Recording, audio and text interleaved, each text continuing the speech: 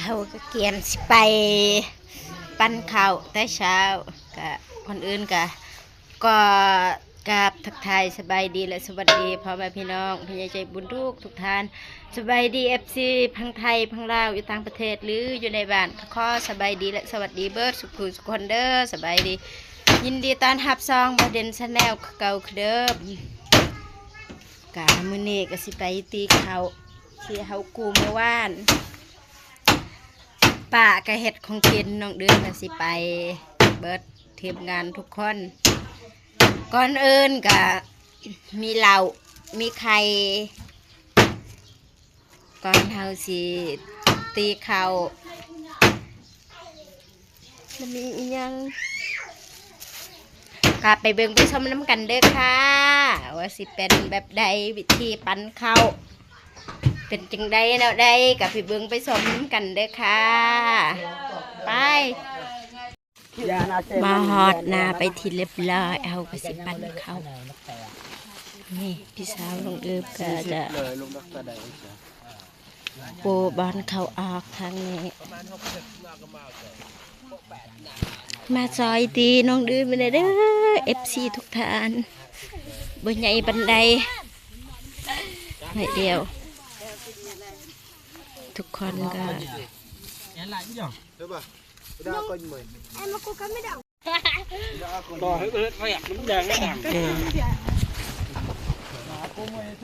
เอาก็จะออกเขานี่โถยอะไร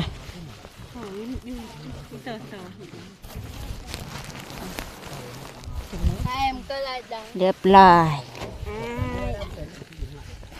ยังแต่ปันเข่า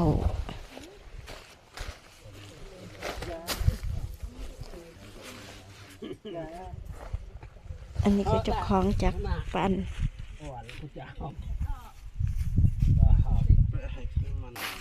เราจะอะไรอะไรติดดากกำยูเลยมั้งเตะเงาหรือหนักน้ำมันอะไรอย่าสิติดจากปัน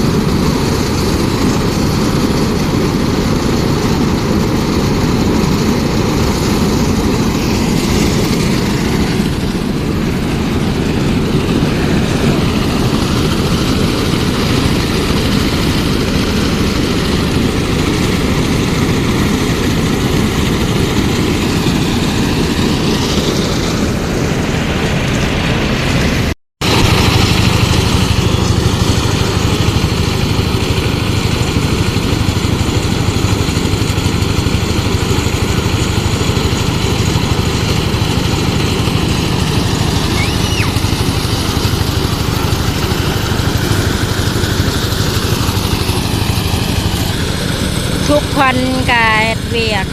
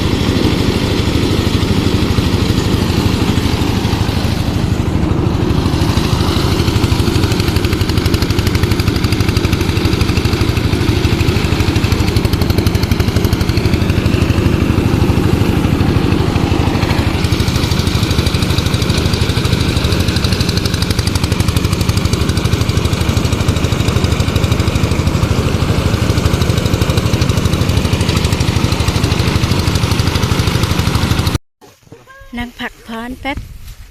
เดียวก็ปั่นต่อ đang phèn này đang ở bênหนึ่งแต่10 กระสอบเขาสำเร็จไปที่เรียบร้อย cổ ghê thải แล้วได้แต่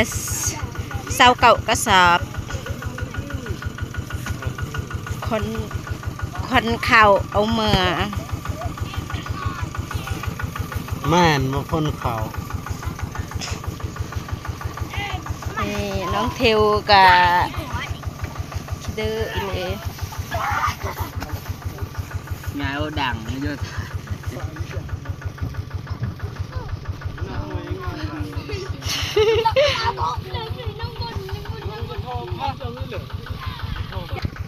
นี่อีกพี่สาวน้องเดิมทำอะไร ไม่รู้ ฉันไม่รู้ภาษาคนทำอะไร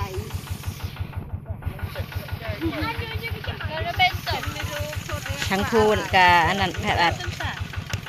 สำเร็จไปทีเรียบร้อยได้เวลาพักเที่ยงเย้ดีใจแล้วหิวข้าวแห้งพี่สาวบอกว่าหิวข้าวหิวน้ำน้องดื่มก็สิคอยหยุดก่อนน้องดื่มก็สิงัดซอยพี่สาวแป๊บหนึ่งนะคะ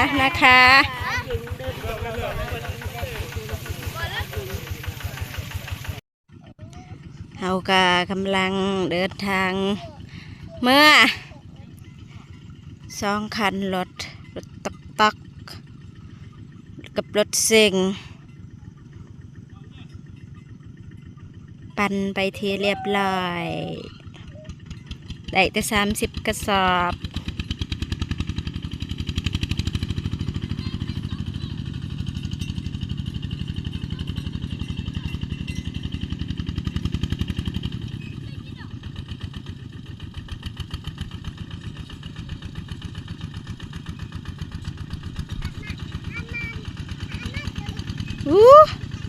ถ้าอยู่ฮันละจิกหน่อยนะสาวสีเมื่อน้ำร้านน้องดื่มก็เอิญบอกให้เมื่อหอน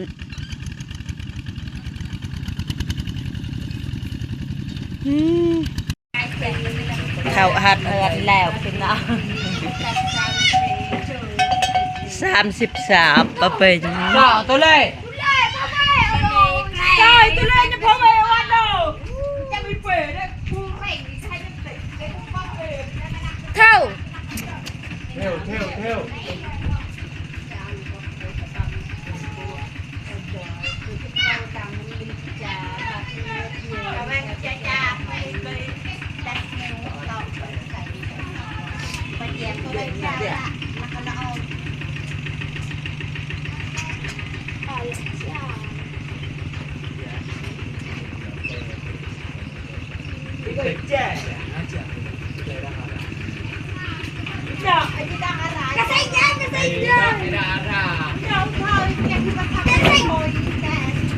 บ้านอะไรบ้างแร่บ้าง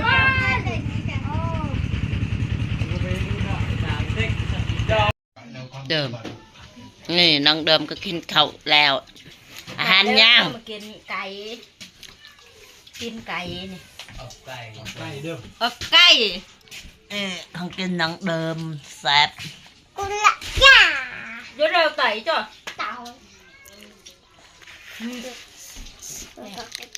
รอ น้องเอิมกินคนเดียวทุกคนมากินอยู่ล้ม แม่เอาอย่างนี้งานสาวจอมายอหลายอย่าง น้องเดิมมันก็กินผู้เดียวเพลินเพราะว่าอยู่นี่มันคัด มีคนมาใส่เสื้อแน่บัสะดวกไทยคลิปที่นั่งยานผิดกฎของ YouTube น้องเดิมเลย แต่งพาเขากินผู้เดียวเพลิน มาเด้อมากินของกัน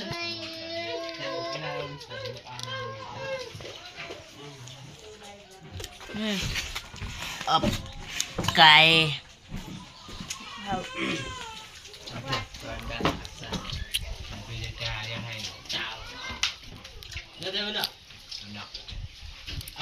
แซ่บป่ะ อยู่เขาห้าง ตอนนี้ก็12 โมงปลาย1 โมงหยัก